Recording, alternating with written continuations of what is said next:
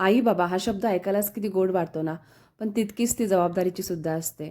So आता आम्ही पुन्हा एकदा आई बाबा होणार आहोत, त्यामुळे खुश तर आहोतच, पण तरीही टेन्शन आहे की बेबी कसं असेल, काय असेल.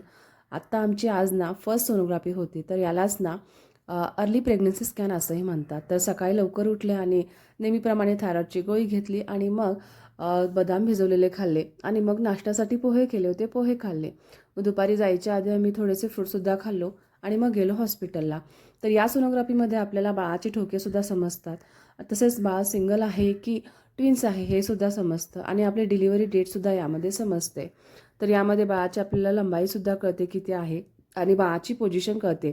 युट्रसमध्ये आहे की युटरच्या बाहेर आहे हे सुद्धा समजतं.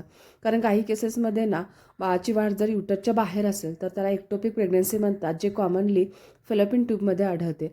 अशा केसेसमध्ये प्रेग्नन्सी सर्वाईव्ह होत नाही. त्यामुळे लवकरात लवकर सोनोग्राफी जी आहे, पहिली सोनोग्राफी करणे ती खूप गरजेची आहे. तर संध्याकाळी आम्ही घरी आलो, कारण नॉर्मल रिपोर्ट होते, सगळे छान वाटलं. मग संध्याकाळच्या जेवणासाठी मी भोपळा बनवला होता, कारण मला आजकाल ना नॉनव्हेज खावंसं वाटत नाही. मग ते अंडी असो किंवा चिकन अजिबात खावंसं वाटत नाही. आणि मग यांच्यासाठी आणि शार्वीसाठी मस्त अंडा करी बनवली होती. तर तीसुद्धा खूप छान झाली होती, पण मला आजकाल आवडत नाही अंडा खाणं. तर असा होता आमचा दिवस. व्हिडिओ आवडला तर नक्की लाईक करा. भेटू पुन्हा. बाय.